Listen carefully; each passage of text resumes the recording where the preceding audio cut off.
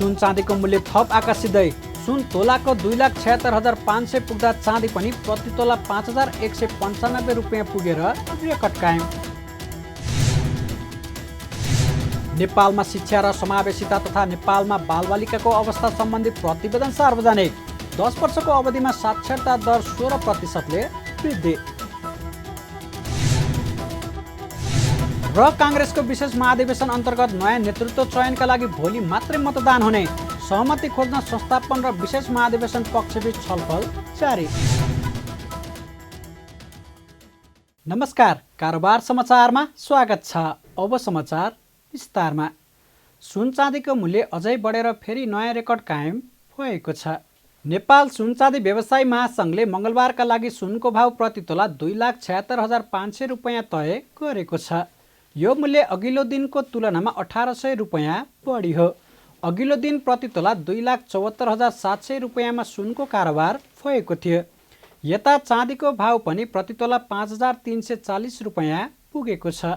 अघिल्लो दिनको तुलनामा चाँदी 145 रुपियाँले महँगिएको हो। सोमबार चाँदी प्रति तोला 5,195 रुपियाँमा कारोबार भएको थियो। अन्तर्राष्ट्रिय बजारमा सुन र चाँदीको मूल्यले नयाँ रेकर्ड बनाएपछि त्यसको प्रभाव नेपाली बजारमा पनि देखिएको हो। नेपालमा वार्षिक करिब 11 लाख विदेशी पर्यटक आउने गरेका छन्।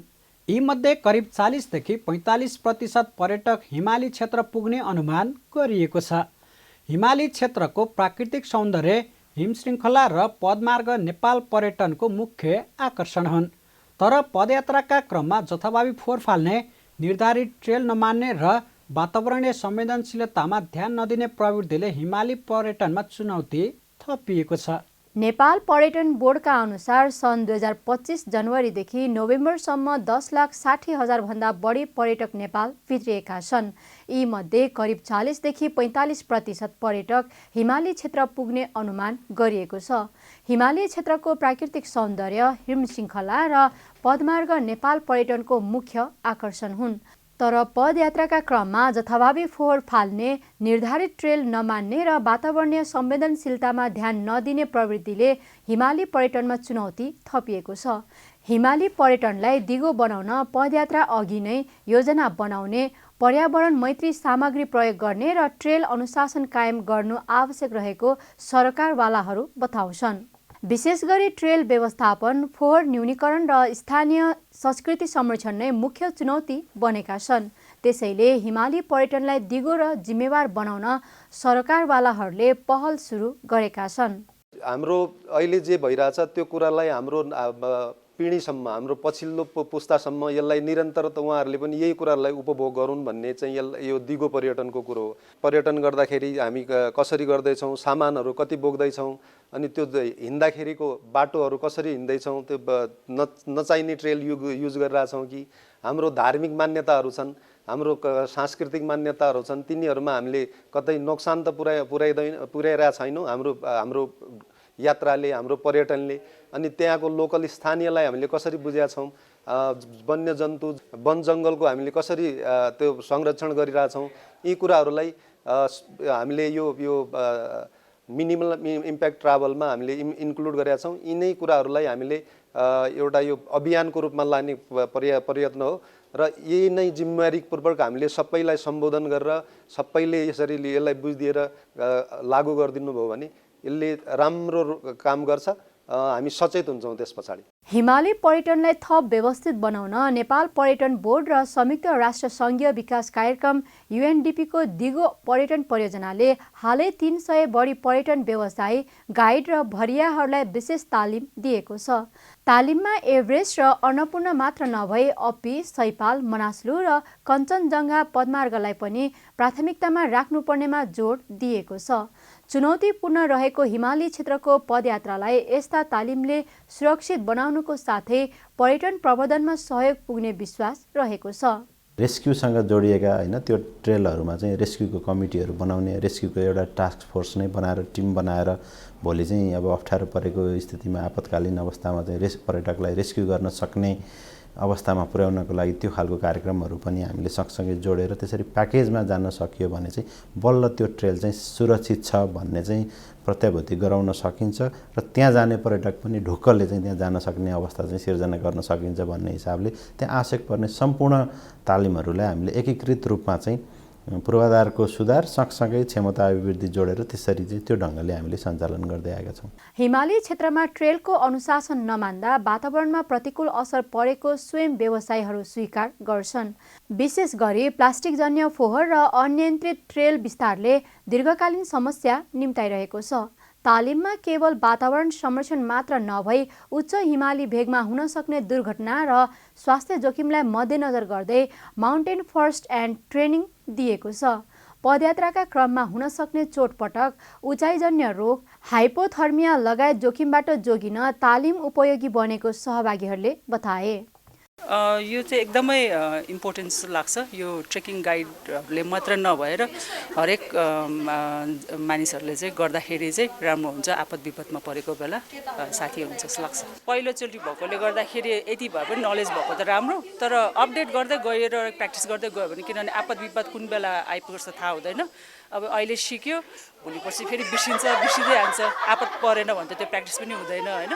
त्यही भएर मेरो विचार चाहिँ अपडेट गर्दै गएको राम्रो हुन्छ होला। मेन ट्रायललाई नछोडिकन हामीले अरू ट्रायलहरू नलिएर भेजिटेसनहरूलाई जोगाएर वातावरण संरक्षण गर्ने हिसाबले जस्तो छ ओरिजिनल फर्मलाई नबिगारिकन ट्रेकिङ जानुपर्ने भयो। अब फर्स्ट एड वाइल्डनेसको ट्रेनिङ चाहिँ अब जब आपतकालीन अवस्था आउँछ अनि मात्र हुने भयो। सकेसम्म नआओस् भनिन्छ, तर अब आइहाल्यो भने पनि हामी तयारी त हुनु पर्यो। एज अ गाइड भइसकेपछि एउटा रेस्पोन्सिबिलिटी लिएर गएपछि एडभेन्चरमा गइसकेपछि चोटपटक लाग्ने हुन्छ होइन, नहुने हुँदैन। अब त्यसको लागि चाहिँ हामी पहिला नै पूर्व तयारी भएको हो। अब त्यसको लागि अब फ्युचरमा हामीले कुनै पनि यस्तो सिरियस सिचुएसन आउँदाखेरि चाहिँ we are always ready, we are always there भने जस्तो हामीले आफूलाई अपग्रेड गरेको भनौँ। ट्रेलहरू एकदम वाइड भइरहेछ, त्यसलाई पनि कसरी अब एकदम फिक्स ट्रेल कसरी बनाउने त्यसमा पनि एकदम हामीले ध्यान दिनु पर्यो। अनि स्पेसली अब के अरे मेन अब हाम्रो ट्रेकिङ डेस्टिनेसन स्टपिङ पोइन्टहरू त्यहाँ पनि हामीले अब बिजनेस गर्ने मान्छेहरू होस् होइन, अनि पोर्टर बाईहरू होस्, जो गाइडहरू सबैले चाहिँ अब फोहोरहरू कसरी म्यानेजमेन्ट गर्ने।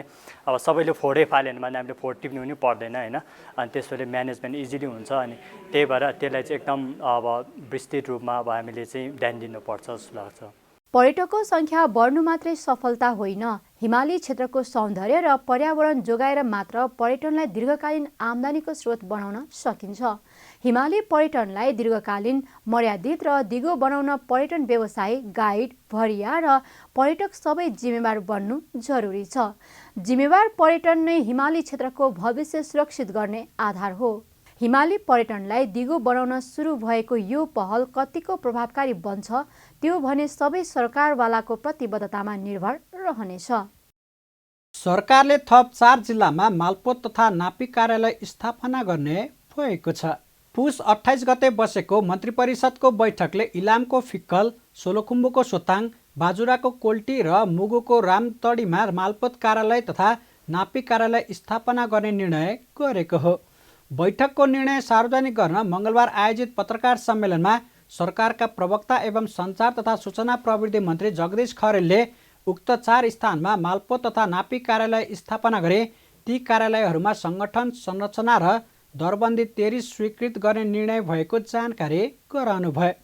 उहाँले प्रधानमन्त्रीको प्रेस सल्लाहकारमा रामबहादुर रावललाई नियुक्त गर्ने, गोरखापत्र संस्थानको अध्यक्ष पदमा गोविन्द प्रसाद भण्डारीलाई तोक्ने, दलितको हक अधिकार तथा विकास सम्बन्धी विधेयक तर्जुमा गर्न सिद्धान्त स्वीकृत गर्ने निर्णय भएको पनि जानकारी गराउनुभयो। सम्माननीय प्रधानमन्त्रीको प्रेस सल्लाहकारमा श्री रामबहादुर रावल बाजुरालाई नियुक्त गर्ने निर्णय भएको छ।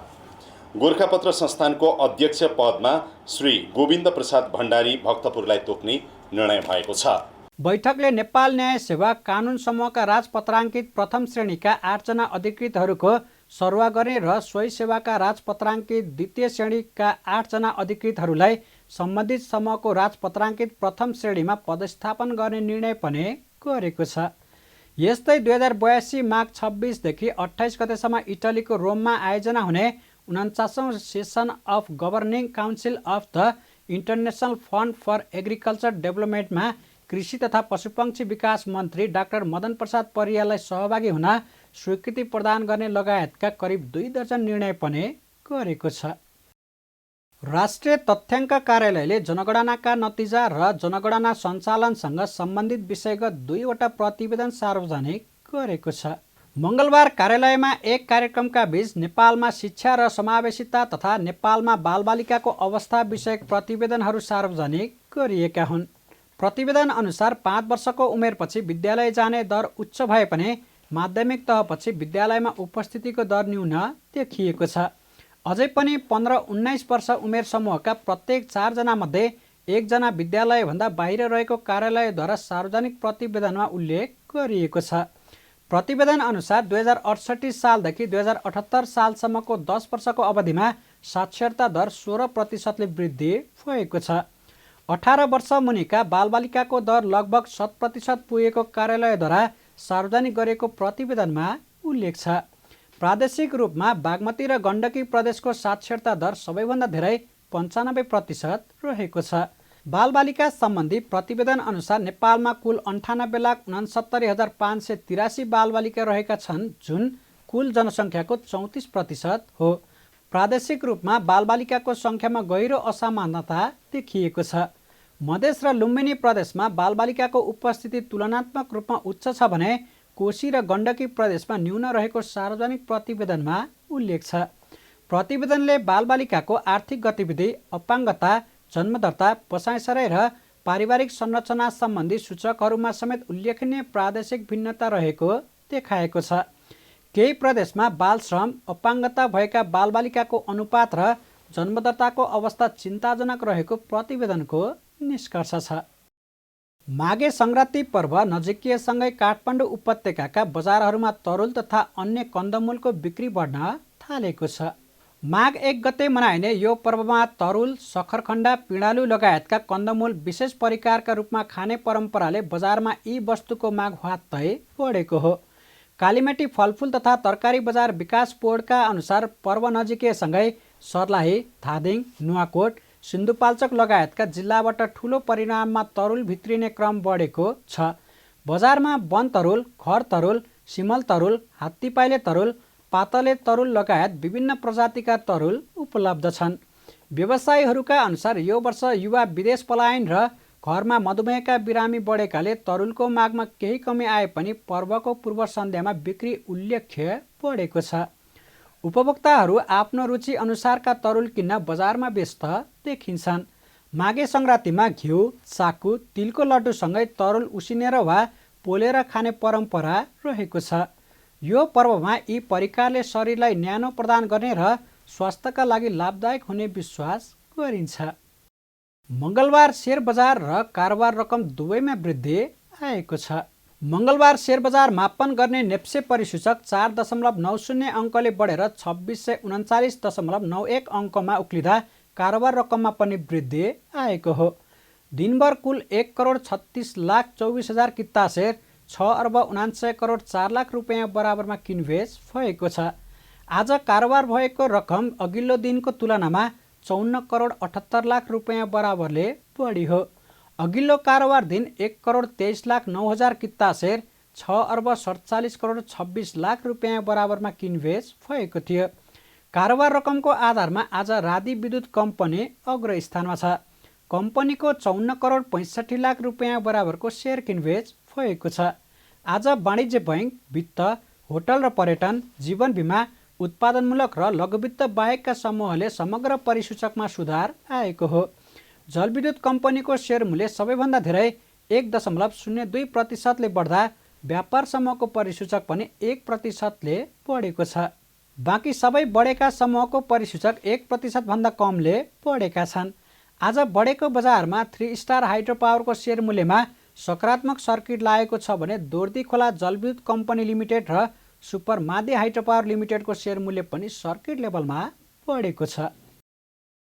लमजुङको मस्याङदी गाउँपालिका स्थित 30 मेगावाटको न्यादी हाइड्रो पावरले 8,89,00,000 रुपियाँ भन्दा धेरै नोक्सानी बेहोरेको छ। मङ्गलबार सम्पन्न कम्पनीको 18औं वार्षिक साधारण सभामा प्रस्तुत प्रतिवेदन अनुसार यस वर्ष कम्पनीले 8,89,06,502 रुपियाँ खुद नोक्सानी बेहोरेको हो। कम्पनीको वित्तीय विवरण अनुसार आर्थिक वर्ष 2081-82मा नेपाल विद्युत प्राधिकरणलाई 11,17,24,430 किलोवाट विद्युत बिक्री गरे 64,62,79,578 रुपियाँ आम्दानी गरेको उल्लेख छ। कम्पनीले आयोजना क्षमता अनुसार विद्युत उत्पादन गरी बिक्री गर्न पाएको भए कन्ट्र्याक्ट इनर्जीकै हाराहारीमा 97,16,29,523 रुपियाँ बराबर विद्युत बिक्री गर्न सकिने थियो। तर प्राधिकरणले निर्माण गर्नुपर्ने खुदी सब स्टेसन निर्माण सम्पन्न नभएका कारण कम्पनीले यस आर्थिक वर्षमा 30 करोडभन्दा बढी नोक्सानी बेहोर्नु परेको कम्पनीका कार्यकारी निर्देशक उत्तम अमात्यले जानकारी दिनुभयो।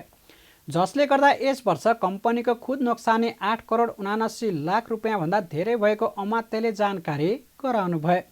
उहाँले कम्पनी नोक्सानी नै गएको कारण यस वर्ष शेयरधनीलाई लाभांश वितरण गर्न नसकिएको पनि उहाँले स्पष्ट पार्नुभयो।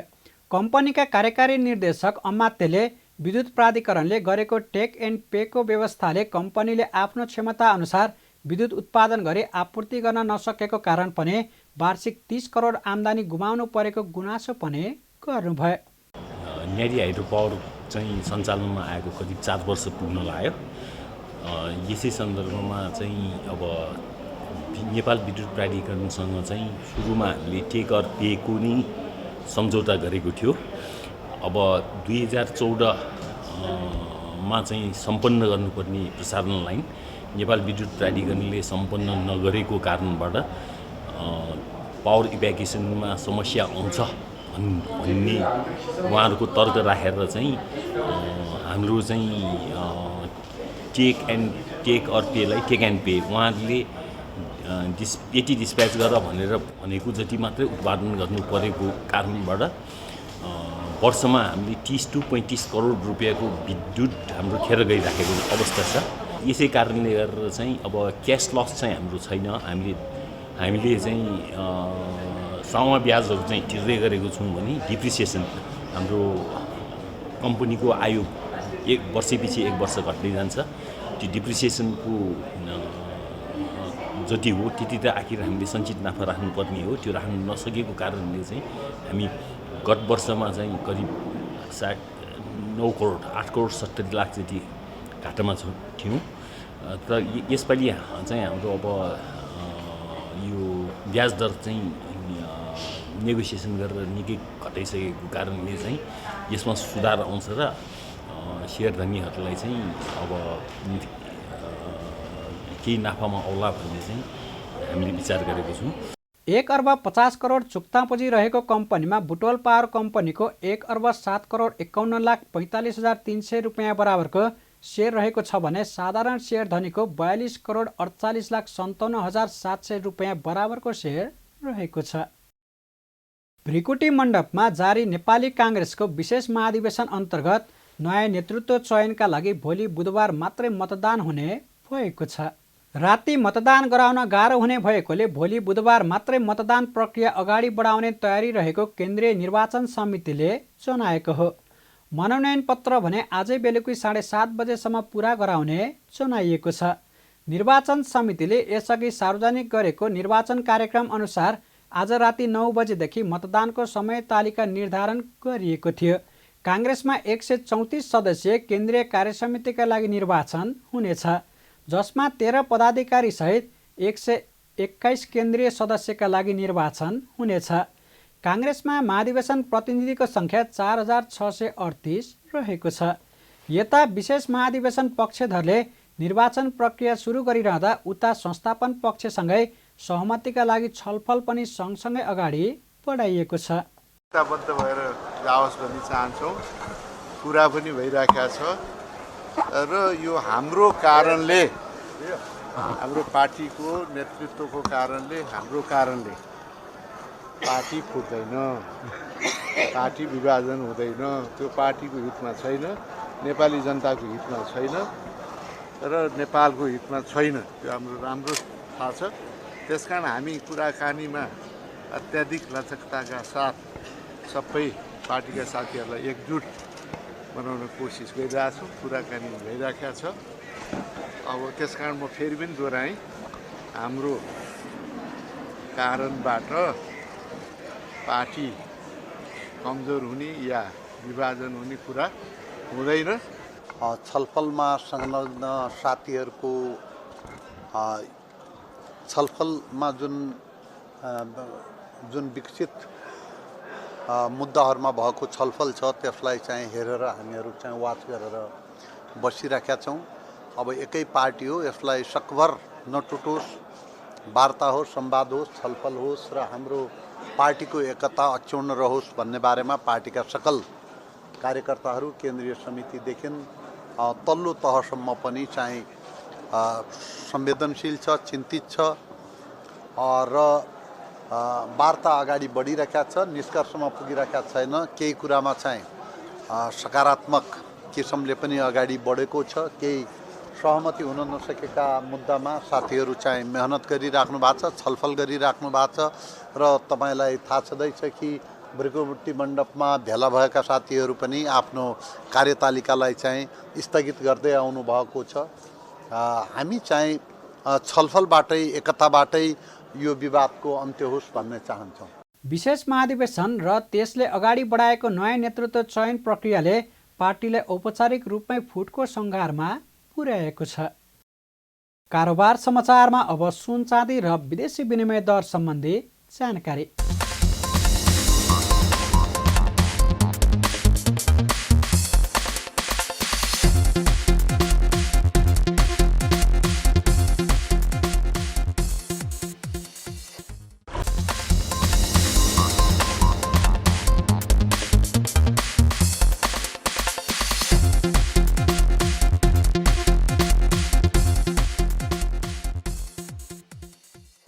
बिदा हुनु अघि अहिलेसम्मका प्रमुख समाचार फेरि एकपटक।